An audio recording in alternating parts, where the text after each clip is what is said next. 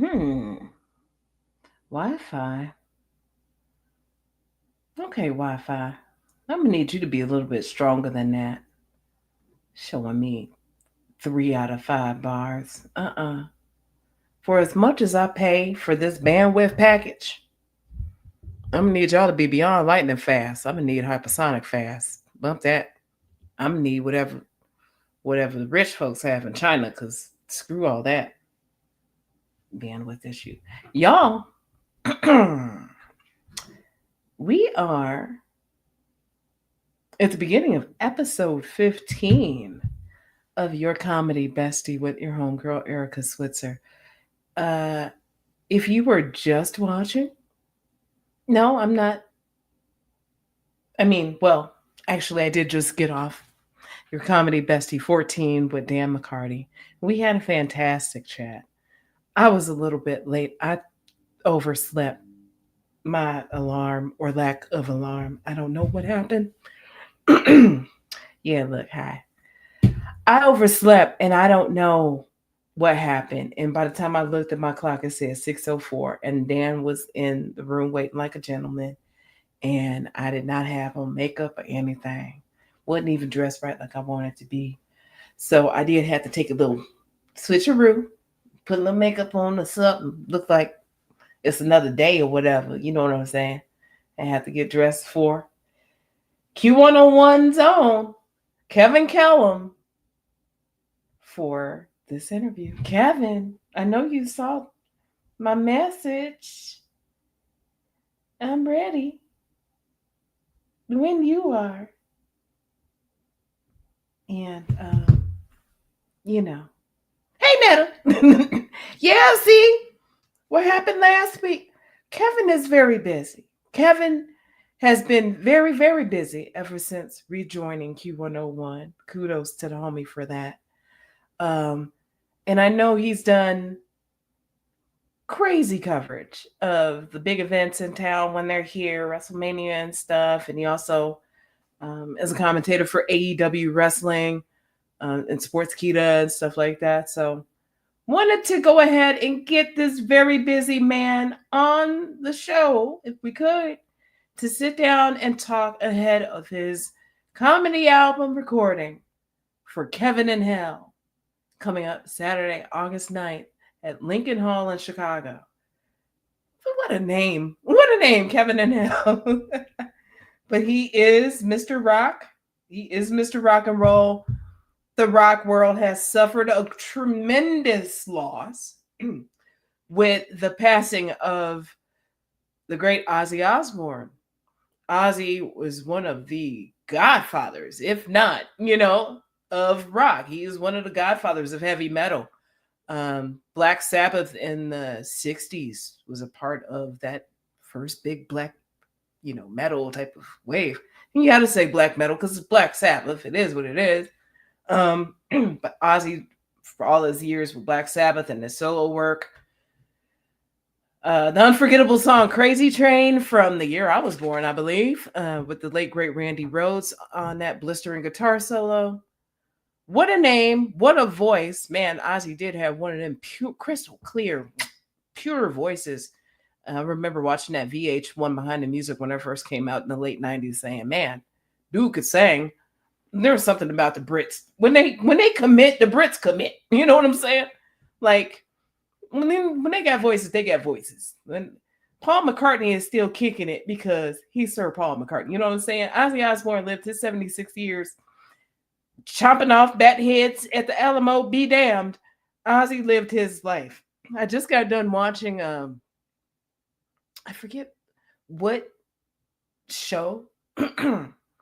If it wasn't for Metal Injection, a guy who's a reporter for one of the big metal magazines, Blabbermouth or something, said he was one of the few people on the planet who knows exactly what Ozzy's smell was. He had a signature scent.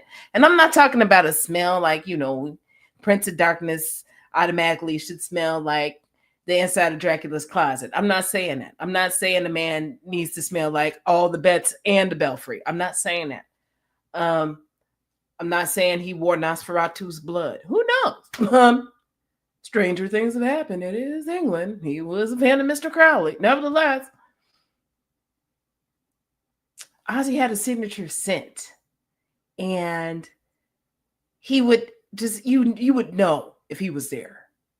5-10 minutes later, the guy said you would know Ozzy was there. And so he got his hands on Ozzy, gifted him the scent that he wore, and he said, "Don't tell a soul what it is." So this guy knows it. He said he wore it while he was interviewing Motley Crue one time, and Nikki Sixx came in and said, "Ozzy's been here, hasn't he?" So when you got it like that, and when a legend leaves you, they little secret, they little gem, they little gift, oh yeah, you keep that close to the vest, my brother. Okay? Yeah. We know him. Us millennials or Gen Zs probably know, well, some of the young Gen Zs. We know him from the Osbournes on MTV, the reality show capturing day in the life of him and his family. And remember him rattling around the house, Sharon, Sharon. You know, that's Ozzy. But Ozzy, so my mom was like, "Oh yeah," and then Ozzy, Dad, we lost Theo. That's tremendous loss. That's one of America's black son. Okay, we lost Theo. I don't feel sad about losing the Prince of Darkness. I'm sorry. I say this as I'm wearing a 9 Inch Nails shirt. I'm sorry. I don't feel. Trent Reznor is the other Prince of Darkness. That's different. We're going to get on that some other time. But we leaving White Prince alone today. We leaving White Prince alone today. We talking about the Prince of Darkness. God rest Ozzy. So, however you might feel about that, that is what it is. I'm saying that because that's my God. Not just, he was a human being, and I, have respect for the dead. And that is what it is. Man made his legacy. I just saw T-Pain covered War Pigs when he did his, acapella without the auto-tune stuff. Covered War Pigs, and Ozzy tweeted that was the best cover of War Pigs ever. Why didn't y'all call me? So when another artist, a great artist in their own right, covers your stuff and it is as good or better than what you did, that means something. So yes, it does hurt. It hurts to have that kind of loss. Kids today will never know growing up on Thursday nights before Martin and Living Single, before the CW, before the Wayans brothers and John Witherspoon as Pops grace us, before Jamie Foxx and them. It was the Cosby Show. That was the black representation. We talking before Family Matters. Family Matters was next for us, really. And it's not as if we didn't have representations of black families on TV. I mean, come on, hello, good times. But the Cosby Show was the promise, the hope, the potential, right? A black father as a doctor, a black mother as a lawyer, and a son, Theo, who just said, Dad, I know you got all these plans for me, but when I grow up, I just want to be normal. And Dr. Huxtable said, "That's the dumbest thing I ever heard." And laid into him about his potential. And the great Keenan Jerome Floyd out in LA, my good comedy brother, just did on his YouTube. He recapped that particular opening. That was from the pilot, before the Gordon Gartrell shirt and all that, But it's basically what sets Theo up to complete his story arc as a psychologist or a therapist or something in his own right, helping to tutor young black men and help mentor them and stuff like that by the end of the show. So, to have him there, to grow up with him there, watch him blossom from a teenager to a young man, to watch him on Malcolm and Eddie as a teenager, I was like, man, he sure did turn out fine. He had the Leye calendar and all that in like 93, 94, 95. With Boris Kajo and them, and we was all looking at them like, ooh, Zaddy, like 30-something years ago, okay? By the time Malcolm and Eddie came out, 96 through 2000, that's me in high school, baby. That was fun times. I was like, man, Malcolm Jamal want to really fun. But he was also a brilliant straight man next to Eddie Griffin, another unsung goat and comedic genius. That was a good show. And that's what UPN. That's what gave the UPN network. Remember that Homeboys from Outer Space, Malcolm and Eddie, and Half and Half, One on One, all them from there. Yeah, yeah. What a time! What a time! What a loss! They were decent shows then. They were decent shows. And Malcolm just recently was on, if I'm not mistaken, a Fox show playing a doctor. And he was semi-retired from the whole acting thing. He had contributed to Robert Glasper album. It was a Jesus Celebration that single won a Grammy. He had been a bass player. You didn't hear any gossip about him. You didn't hear any baby mama drama. You didn't hear no he said, she said. When Me Too came out, wasn't no Me Too on Malcolm Jamal Warner. Wasn't nothing of that. Yeah, so he was just a good brother out living his life, as far as I know, as far as we know. So, God rest his brilliant, talented, creative soul. And may his light continue to shine and be a blessing to others. That's why, y'all, we got to really take this stuff seriously, man. Like I was talking to Dan McCarty, reflecting on this year, being just a little bit halfway over. We've already seen some biblically awful shit. Biblically awful. Like Gog and Magog awful. Like Sodom and Gomorrah awful. Like we obliterating whole towns. Like Blau awful. Like what? It's bad enough to grow up in the post-Cold War era, late Cold War era, with that ever-looming threat of somebody pressing a damn button whenever they feel like it.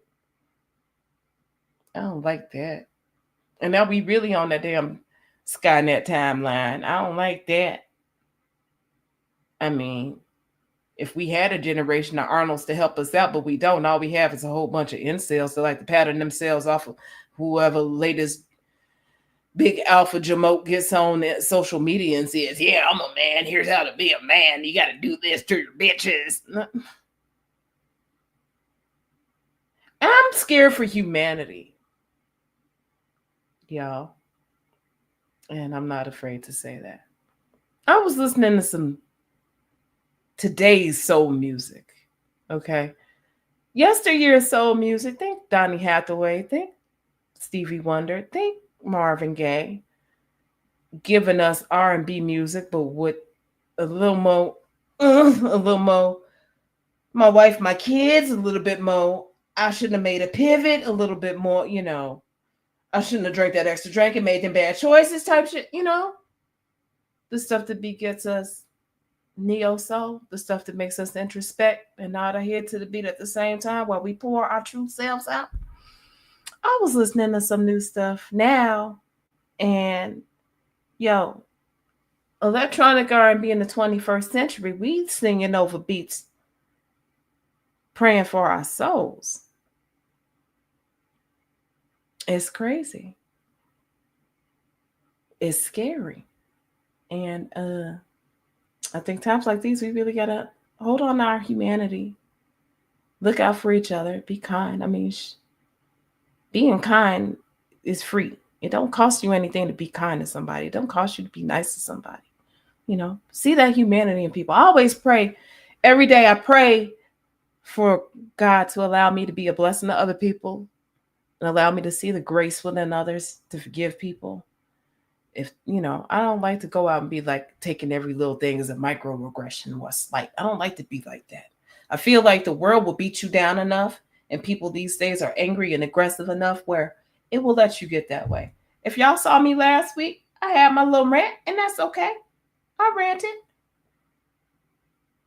Awesome. Kevin did say he can be free in 10 minutes. I'm here, and I'm just talking about life. It costs nothing to be free. I mean, sorry. Kindness is free, and then in turn, it costs you nothing to be that free. But I was at Union Station a couple weeks ago. I was going downtown for a show, or And I remember this guy passing me. It was one of them days where I didn't have my earbuds on me. Sucks.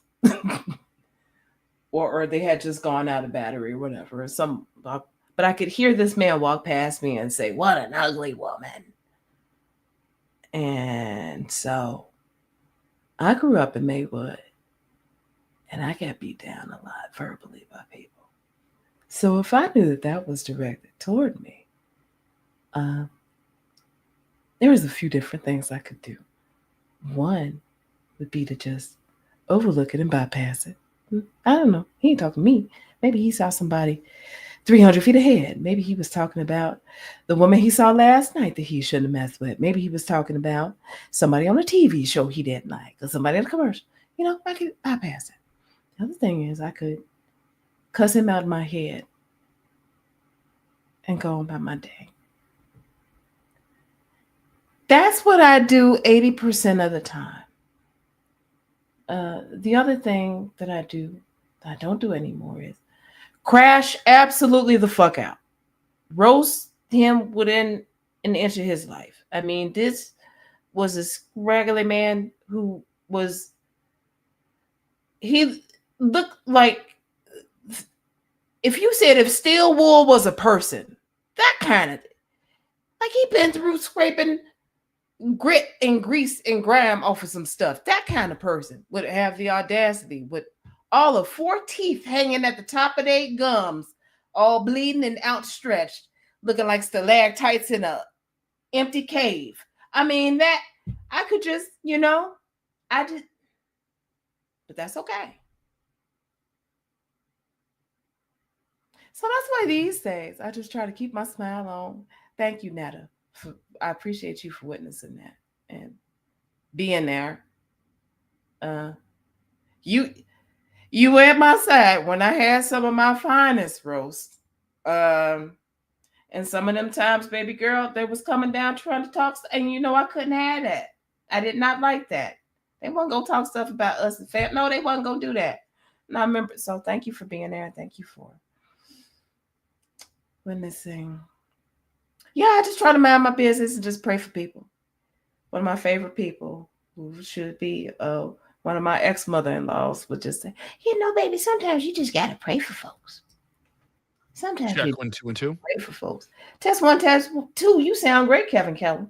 How are you? How you doing, Erica? I got a little bit here. I'm sorry, I'm bumping around. You got me on the day when we lose one of the biggest names in rock music. I'm doing all this extra programming here. No, see, that's totally fine. I am fine. I'm just happy to get the chance to talk to you on such a momentous day. And I hate that it's momentous in a not good day, but it's in a no, it's not a great day. No. I mean, how are you feeling about it? How are the reverberations in the rock world right now? In the rock world, it's really, really sad, but it's also if you don't know what we're talking about, Ozzy Osbourne passed away today at 76. He had Parkinson's, which was a known thing for a long, long time. But if you followed anything about the Osbournes, a lot of people knew him from the Osbournes. If you weren't in rock music, you knew him from Osbournes and stuff like that. And you knew he was just a big rock singer. But it's a lot more than that. I don't think people, if you don't follow rock music kind of closely, like for metal, this is like a Michael Jackson type loss. Like this is the guy. 2 weeks ago, he got to do his farewell show where he was kind of immobilized in a chair, but they did like an all-day tribute. Metallica, Guns N' Roses. Metallica doesn't open up for anyone. They haven't opened up for anyone in probably close to 35 years. Mm-hmm. They opened for Black Sabbath and Ozzy Osbourne. He did a small solo set and a small Black Sabbath set. Those guys are in their 70s. They did a farewell show a few years ago, but they didn't get to do it with the drummer. That was kind of discussed. The health is here. This is where he's at. He had to cancel tours because the Parkinson's was getting worse. And then he had a spinal injury in 2003 where there was metal put in his back. And that kind of got aggravated. And the Parkinson's kind of just dominoes that. The terms of him passing away, it isn't exactly clear. But, I mean, he was not in his best condition, but got up there and performed seated 2 weeks ago and sounded as good as he could sound in that circumstance. And it was still very, very moving and very, very special. and I think I got to see him 8 or 9 times. And the first real rock show I ever went to was an Ozfest that he headlined with Black Sabbath. Beautiful.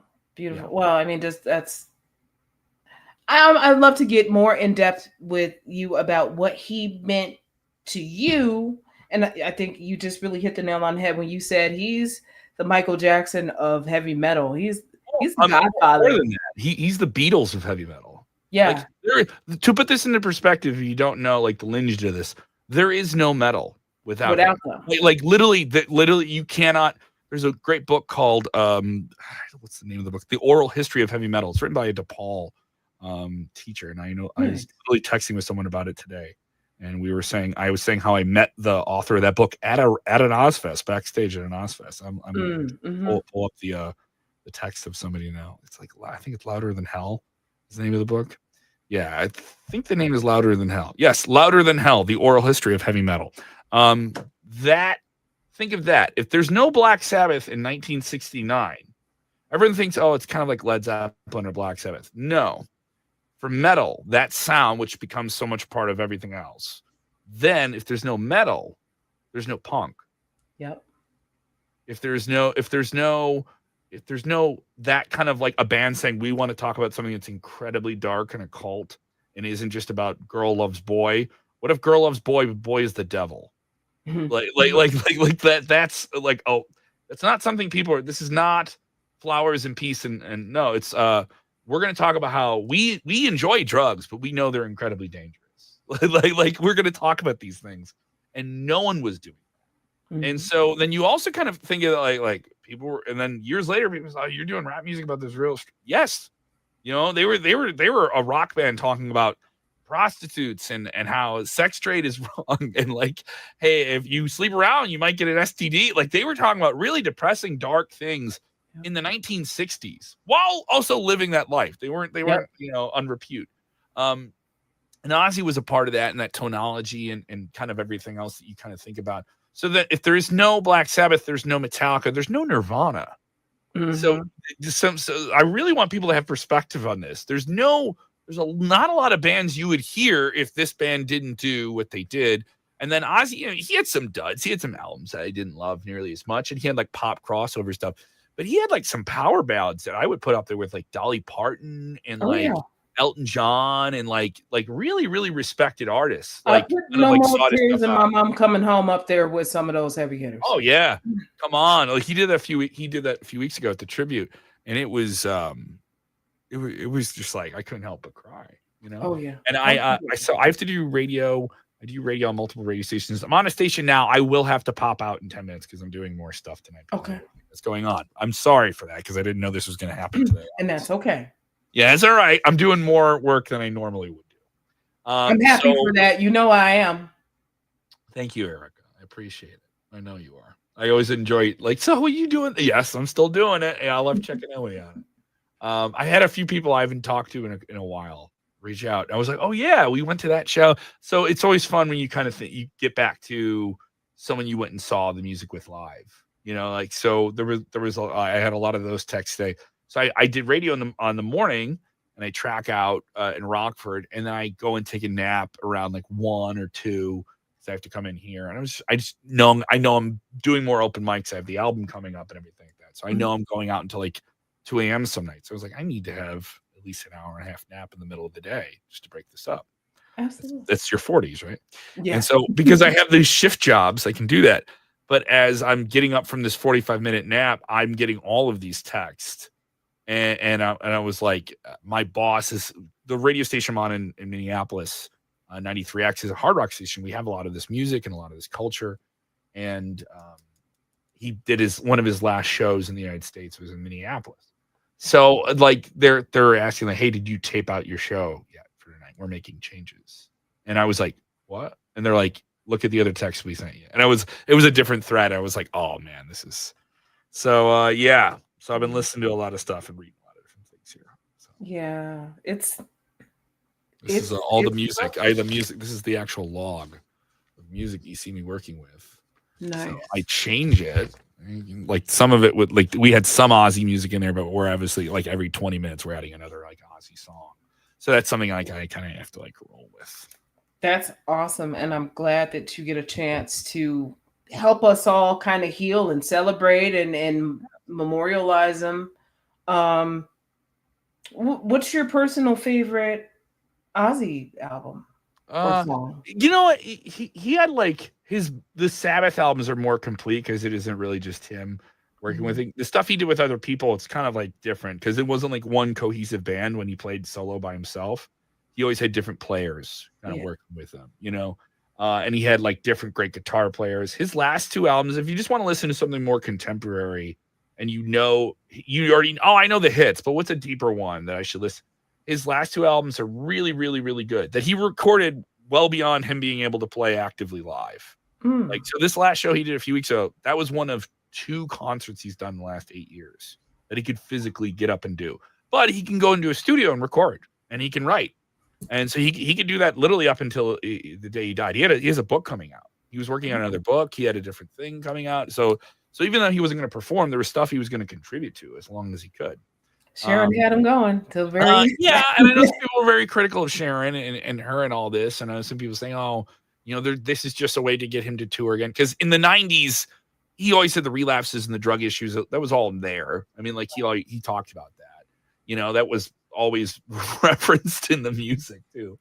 But he was going to stop in the early '90s, and that was before Ozfest. So he kept going, and then Ozfest kind of like perpetuated everything to like every year he was going to do this gigantic tour in the summer, and it would be every big metal band would be on it, short of like Metallica or somebody. And so like the first time I saw Slipknot was on Ozfest '99, and no one knew who they were, and it was at noon, and they were like, so like that festival that he and that was put together out of spite. Lollapalooza was the big touring alternative rock festival. You're rocking the Nine Inch Nails there. And he couldn't get on there, and Sharon wanted him on there, but they're like, "Oh, this is more of like an alternative thing." Yeah. I think Sabbath played. They played one of the destination Lollapaloozas maybe like 10 or 12 years ago, and that's awesome. That makes sense. Yeah, so they got to do it, but it was definitely like he was an adventurous guy. He was a very demented person, but Sharon certainly managed a lot of that. And I would say the last 2 albums that he did with Andrew Watt are really good. Andrew Watt's a big producer. He worked with Post Malone, and he kind of got them to work together. We're playing a Post Malone track that they did a few years ago called "Take What You Want From Me." It's really, really, really, really good. It has a great hook to it, and it was fun to watch the Google search in like 4 or 5 years ago when the song came out. People like, "Who's this Ozzy Osbourne guy? I've heard him." Right? Yeah, like there was a Kanye song before Kanye became EA that he did with Paul McCartney. And people are like, this Paul McCartney guy, he's pretty cool. And there's something about me that I was like, no, you need to know better, but it's awesome. Exactly. You can't be mad if that's the way they discover it. That's an entry point. That's great. How many people found out because of the reality show? Got into it because of the reality show. And it was such a great reality show. And just to have him, it was the first of those like celebrity focused shows. It really did open. How soon after that was like a Kardashian? Like it was everybody had something like that. It really did open up a lot of, for better or for worse, celebrity reality TV shows. So Kevin, I know you're tight on time. I want to do a quick host feature headline with you. Okay, and I'm gonna go ahead and pick people who I think I know are influences of yours. Oh, this is nice. I like how we talk just comedy influences. Hell yeah, bud. So George Carlin. Uh-huh. Bill Burr. Mitch Hedberg. Oh, this is hard. It feels. Oh. I almost was going to say something I knew I would regret putting out into the world, but I'm going to recalibrate and do the right thing. Because you got that recording coming up, my brother. We can't. I want the blowback for it. Okay. I don't want those nasty DMs. What did you say about this? You don't get those. So I'm going to go Mitch hosts because of the energy. Only because of the energy, right? And like he has such an irreverent energy. Right. No, actually, no. I'm gonna flip it. Bill Burr hosts. Mitch Hedberg feature. George Carlin headline.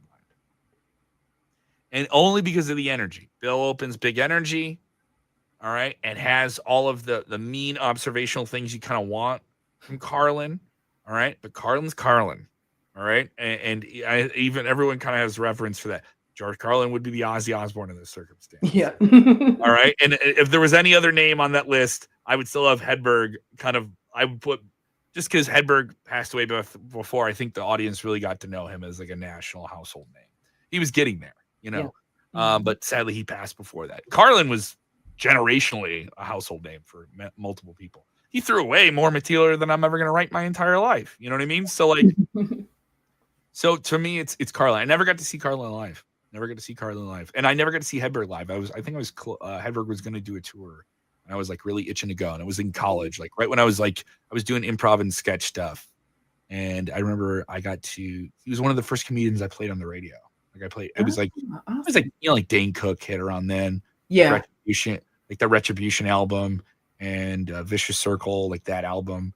But I remember there was a lot of great tracks. I got to, because college radio, they let us sneak in some comedy stuff, but we had to cut it down. Like we couldn't do like a full bit, but it'd be like I play a Ramones song and there'd be like 20 seconds of like Mitch Hedberg talking about, my favorite Mitch Hedberg joke is?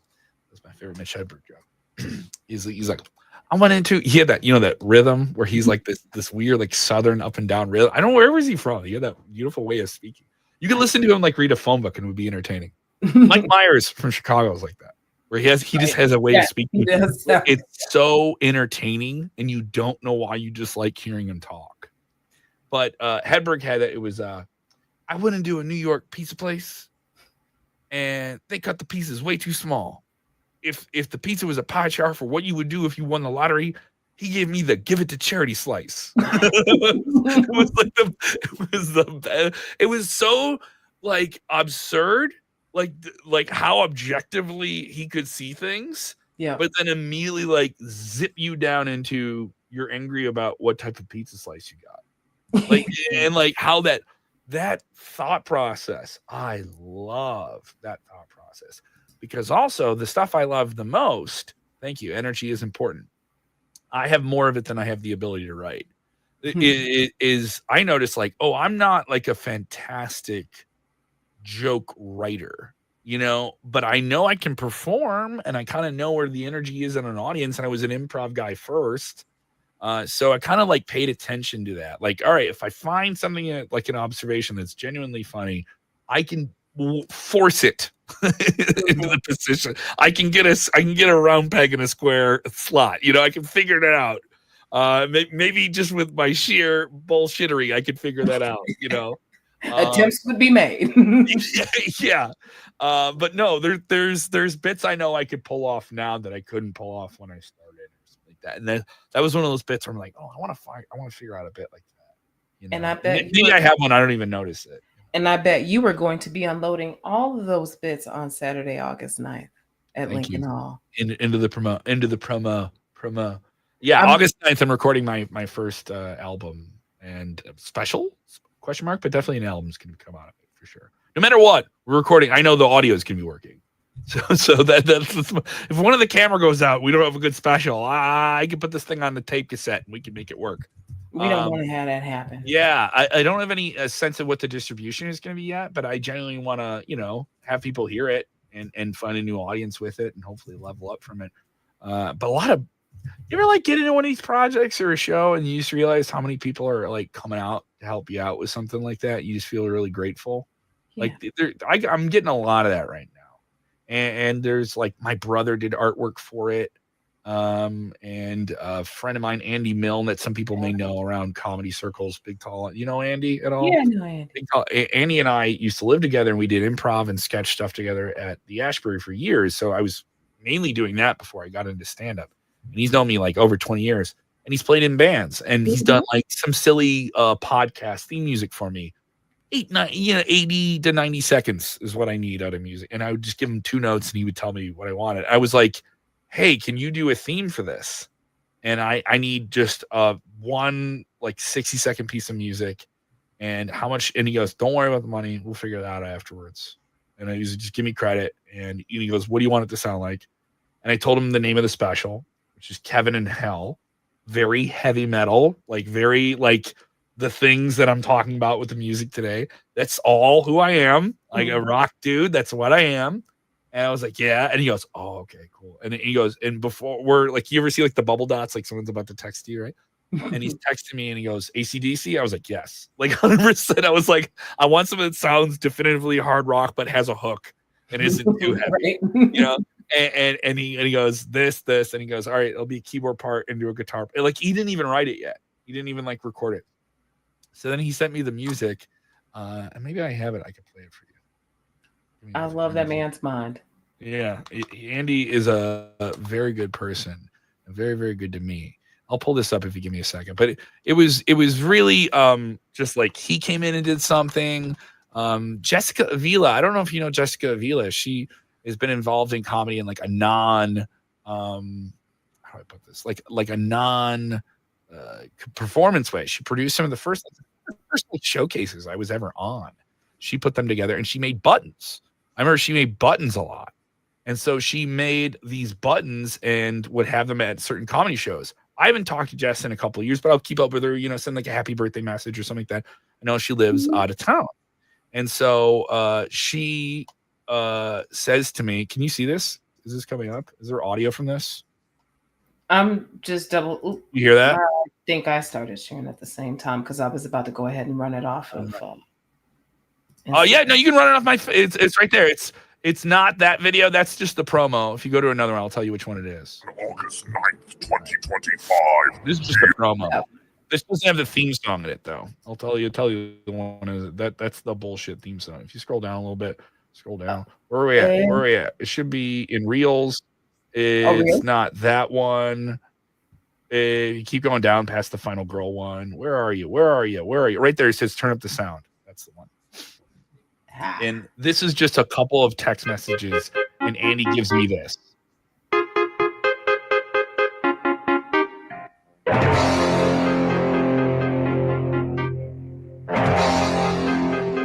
This is an actual bit. It's time for Kevin in hell. Oh, check your watch.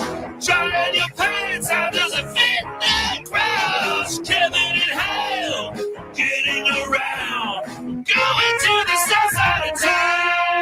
Come on, Andy. Gang, gang, gang, gang, gang, gang, gang, gang, gang, gang, gang, gang. Chinatown. Gang, gang, gang, gang, gang, gang, gang, gang, gang, gang, gang, gang. Obama's house. Gang, gang, gang, gang, gang, gang, gang, gang, gang, gang, gang. Sauce Park. Gang, gang, gang, gang, gang, gang, gang, gang, gang. Knife fighters gang, they can't afford guns. In hell, black is your soul. Your mother's in the shame train, shoveling gold. Heaven in hell, now that you know. At Lincoln also come see the show. Yeah. Kind of get an idea of what he was going for there. So that's my friends. That's who I am. I'm not apologizing. Like I'm middle-aged and comfortable with my immaturity. Yeah. I love it all, and thank you for doing it because you're carrying the torch, so I can do it. I appreciate it. Kevin in Hell, Saturday, August 9th, Lincoln Hall, Chicago, Illinois. What time? 9 p.m. This is part of the Windy City Comedy Festival. It's going to be going on that whole week. But if you go to my Instagram at KevKellam6, it's just a link in the bio. It's going to be really cool. Also, I'm telling anybody who buys tickets, you get the audio album. So I'm going to give everyone the audio album like when it comes out. I'll just email it to you and you'll get the whole audio of it. That'll be done before the special. I haven't said that yet. So, but I mean, I don't know if that's a huge selling point based on how people just click one thing on the internet and they get it. But before I even share it or stream it anywhere, I will email everyone a copy of it so you can just have it. And that is how committed to the craft and the rawness and the realness of it all you are and how you have it going on. I appreciate you, Kevin Kellam. Thank you for taking time out of a very busy, very momentous day in rock. Rock on, my brother. Hopefully see you at the Nine Inch Nails. Oh, we get some Nine Inch Nails in. Oh, we get some adult goths going to the Nine Inch Nails show. That's a big day. Oh, I'm ready I to look like I'm an extra in Blade, baby. Let's go. Oh, an extra of the opening Blade scene. Hell yeah, dude. You want to talk about the intersection. Do you know like how many African American rock dudes bring up? How do you feel about Blade? I was like, I love Blade. They all bring up Blade. Every single one. Whenever I bring that up, I'm like, yes, I know exactly what you're talking about. That was one of our movies. If this was a little bit earlier, we bring up Spawn. But 97 was a good year. Yeah, dude. Spawn, Great underrated. year. Erica, thank you so much. Thank you so much. I really appreciate it. Always good to see you. Love to see what you're doing and see how you're just trying to always make things like fun and positive and irreverent to the constant, sometimes very easy to get into negativity of what we do in the grind. Thank you, Grind my never guy. gets you. Saturday night, Joke Sisters at Lincoln Lodge. Bye. All right. Take care. Bye, guys. See ya.